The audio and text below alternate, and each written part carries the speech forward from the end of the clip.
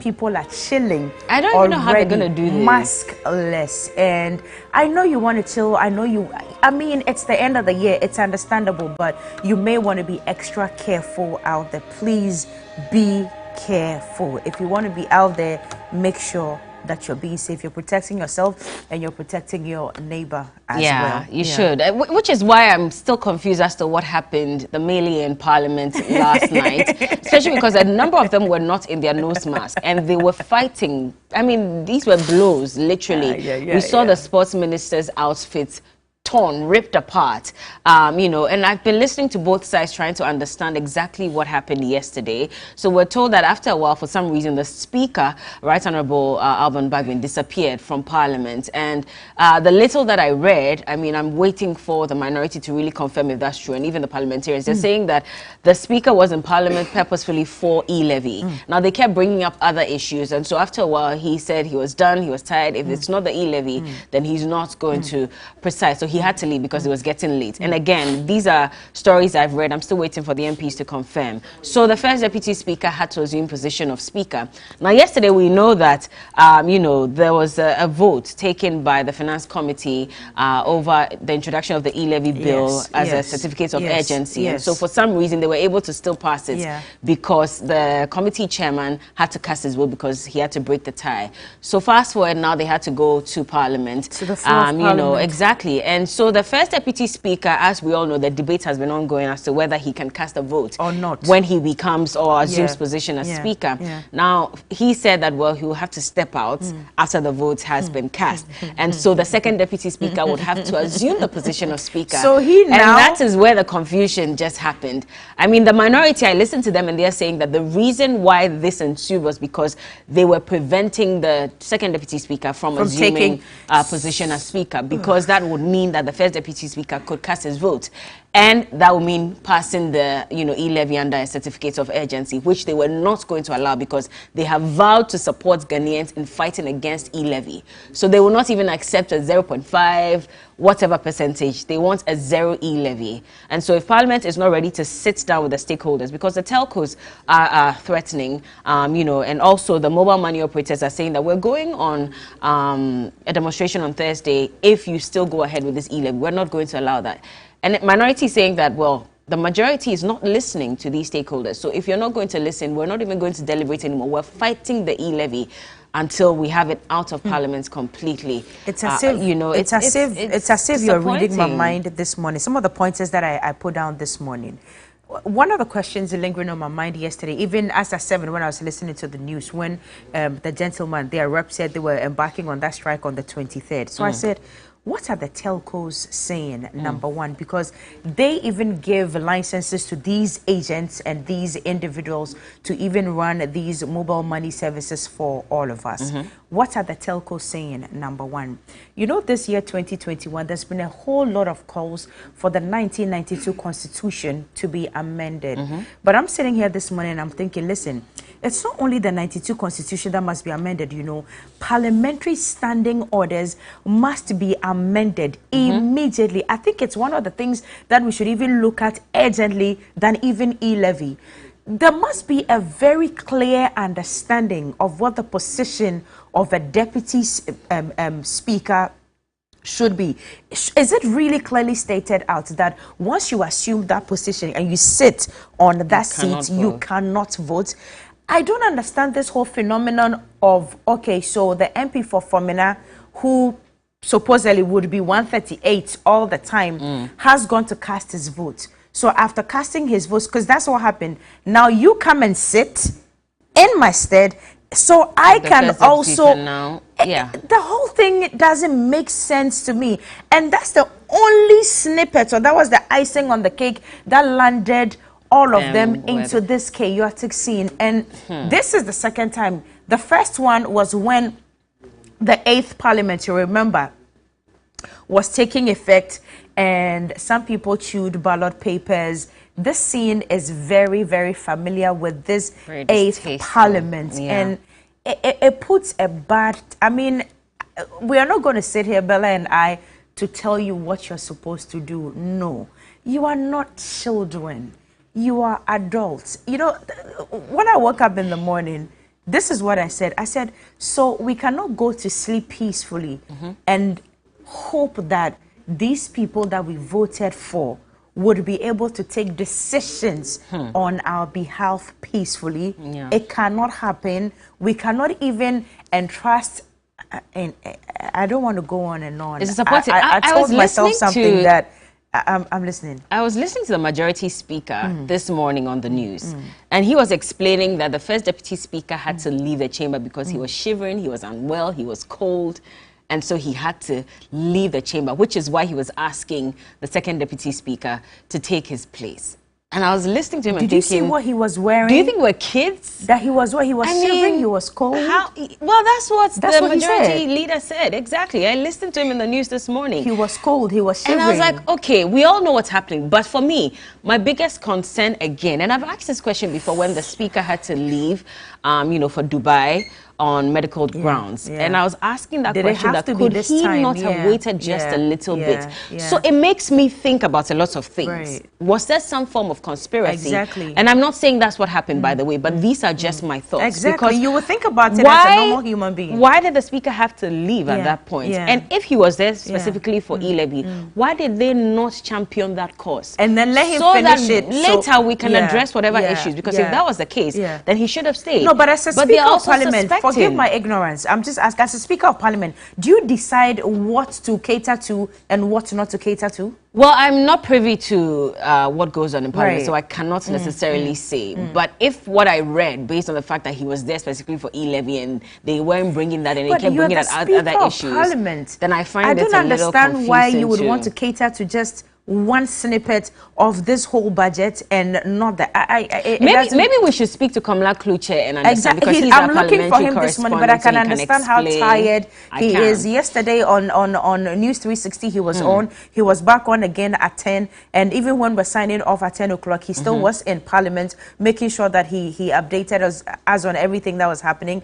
I'm sure he is super tired this morning. But Komla, good morning to you. Kudos to you on a very good job that you've been doing all through Parliament with this whole 2022 budget. But we want to hear from you this morning. So producers, if it's okay, if you can find Komla for us this morning, maybe now or later on when the big issue starts, please fetch Komla Kluche for us so that he can update us exactly on everything else that's happened that we are not privy to in Parliament. By the way, the telcos have agreed to reduce their charges by 25% to lessen the e-levy burden on customers. And so this was arrived at sometime last week before the weekend. And they're saying that they are ready to reduce the charges on transactions by 25%. And so that will reduce the burden on Ghanaians. But also... What was it before? Well, so it's 2% to government, because literally they charge us 1%, and then another 1% is also paid to government. And they're saying that we're going to reduce it by 25%. I mean, is it 1 cedi or 1%? I always confuse this thing, but so they charge 1% on transactions. So they were going to reduce those charges by some 25%, so that at least we'll pay less to them. So then it means that now we're going to be paying 0.75. Exactly. 0.75. Exactly. But then the concern is also to reduce that 1.75% e-levy, because it's still on the high side. Because now, if you look at the bill, it says that banking transactions, you're going to have to pay that, 1.75% on those transactions. So yesterday, I heard Honorable Kaysel Atufo giving a scenario, because he wasn't happy with the votes that took place at the committee level. And he said that, so if I have to pay school fees and I have to send the money because I have to be in Parliament and I cannot go to the bank, I'm going to pay an extra 1.75% on that, which is the concern of many Ghanaians. Because if I have to pay an extra 1.75%, that's a lot of money going out, especially if I don't have that money. It is a lot of money. My worry is why we're not getting them to agree on a reduction. At least 1%, because that's what the minority is asking for. And then let's come to a consensus. Let's do 1%. Now they're saying they don't want the 1% anymore, because majority says they won't agree to that, and they won't listen to the stakeholders. So it's a very confusing thing. But again, I was hoping we won't come back, like you said, to a point where people actually have to fight in Parliament. No way. Over issues. No way. We voted you in Parliament so you can also deliberate and agree on certain things and pass laws. But if you cannot agree, and now it has to end up in all these fisticuffs and mealies and stuff, then it's very disappointing. And I can imagine how disappointed Ghanaians are at this point. Yes, we're asking you to fight e-levy for us, but not physically with blows. What's the way forward? It's terrible. What is the way forward?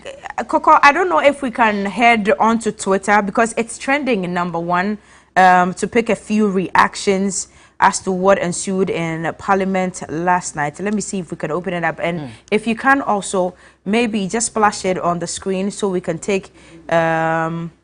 Let me just read a few that have come on my page. Right. So Nitrain Eddie says that the worst parliaments have seen, and of course, I'm not surprised. Okay, Yao Sechi Emisa says, honorable, and they are not doing the honorable thing. Hey, Mohammed says, are parliamentarians.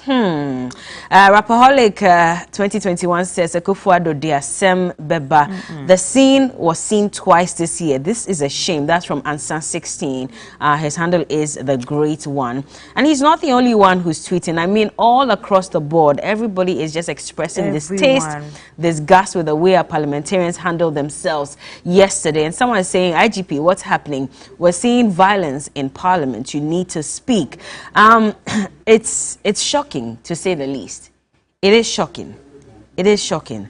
But minority still insists that, well, you're saying that we should fight the e-levy for you. We're going to do everything we can to stand on the side of Ghanaians and oppose whatever, whatever thing that the majority would want to introduce in Parliament in the form of e-levy.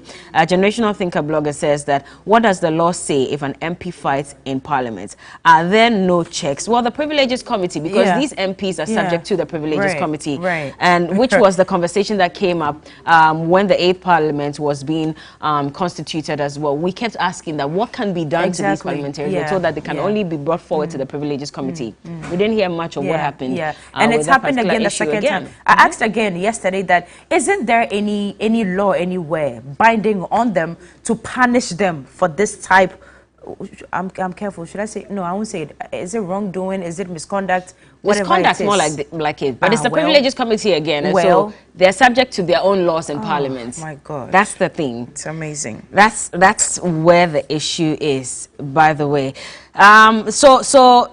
On my feed on Twitter, some George is trending at #1. I'm going to try and figure out why. Honorable Speaker Bagbin is trending at #2. We see NDC MPs also in there as well. E-levy was trending earlier. Kennedy Japon is also trending this morning. MPP MPs is also trending, and NDC MPs is also trending. I mean, they are all trending. Trini Jonas is also trending. You know how he reacts to things like this, so it's the reason he's also trending. Okay, so what some of the, let's see. Okay, so some, there are a few messages on the screen. If you could just so Gates Watcher says MPP MPs go through blows against NDC MPs to get poor people's money. Most people are not interested because the money might not be used well. Maybe I should get closer to the screen. The screen, I can barely so that you can read, what's going on here. Let's just go through a few of the trends as well. So again, people posting videos of what actually happened last night. Ghana man Emmanuel says, whilst the NDC MPs are for Ghanaians, the MPP MPs are bent on imposing hardship on the ordinary Ghanaian. For me, it's their last avenue to create, loot and share before they leave office in 2024. But Bagbin won't allow it. Okay, I don't know why some George is at the end of that. But never depend on a single source. Okay, let's just move on to another tweet, and says same. Okay, let's jump a few of them. Let's go to latest and see what the latest would be on this issue. So if the institution of Parliament that has made laws to address very pertinent issues in this country cannot do a head count without chaos and interpret their own rules without confusion, then it leaves much to be desired. Pathetic. And that's from independent observer Ricky Simoni.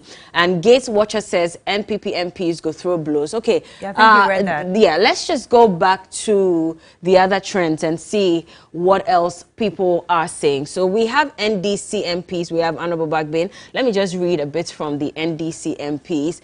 And NDC MPs and MPP MPs brawl in Parliament as First Deputy Speaker Joe Wise called Second Deputy Speaker to take a seat. And, okay, let's see what is happening in the latest trends as well. So those videos are still trending. And Elvis Asante says NPP MPs and NDC MPs could act like this and still call themselves honorable. what is honorable about this act and what happened to democracy. Mr. Omono Asamoah says, why don't you blame the NDC MPs for being against it? Must the minority group oppose everything? And this is in response to an earlier tweet. So Ned says the NDC MPs are against the e-levy while the NPP MPs are for the e-levy. I can't really blame them, but I blame Ado Gaigai and Dr. Bawumia for bringing this e-levy thing. If not for them, we wouldn't have witnessed this chaos in Parliament. I can't wait for Trini Jonas to come live. And he's already even trending. Yeah, I don't think he's spoken yet. But Kabute says he's an opposition speaker indeed. If nuisance taxes are being passed and he's in disapproval of it, what do you expect him to do? Some of you talk as if you don't. Okay. This, again, is in response to if Speaker Bagme was in chamber, I don't think what happened between the MPs would have happened. The Speaker is over-politicizing our parliaments because he is an opposition speaker.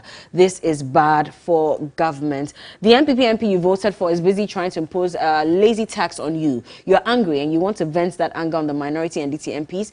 You must be ill. That's Dakura Rollins. And Dilalom says that in this matter of e-levy, NDC MPs represent in spirit the majority Ghanaian caucus in Parliament.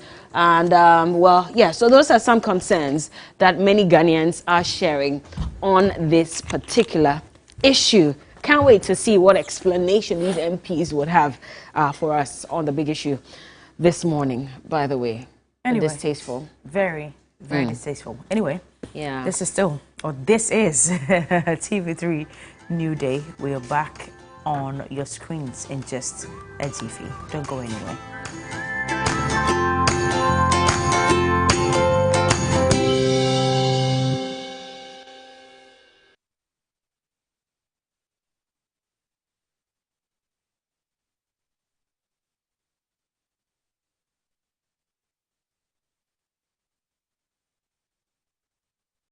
Shed your rumor to me. Tonton master, ebe ye juma na mo. Hwese o madahati.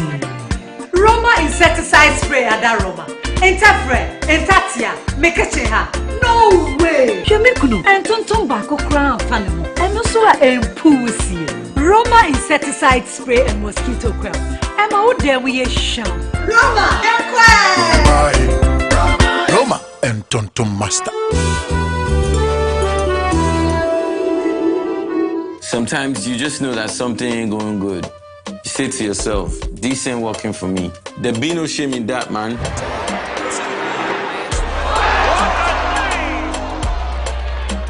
Like when you don't got it? Yeah, man, I mean, being smart means knowing when to stop. Know your limits. So like knowing when to stop? Yeah, makes sense. If it's not fun, choose to stop. This advertisement is brought to you by Bet Power. Every day, he has a drink filled with malt. Every day, he has a drink filled with malt and milk. Every day, he has a drink filled with malt, milk, and cocoa. Every day, he needs the nutritious goodness of Milo. Milo, the energy to go further. This advert is FDA approved. Kojak toothpaste, Kojak toothpaste. Go! Kojak says a big thank you for patronizing us, and because of that, our products have been reduced specially for you. Kojak PNF, which protects the teeth from hot or cold food, at 6 Ghana cedis, and its mouth bag also going for 7 Ghana cedis. It also has sensitive toothbrush, which is going for 2 Ghana cedis. Our regular toothpaste with a free brush in it, it's going for 3 Ghana cedis only. Kojak Charcoal toothpaste made from our very own charcoal also comes in various sizes.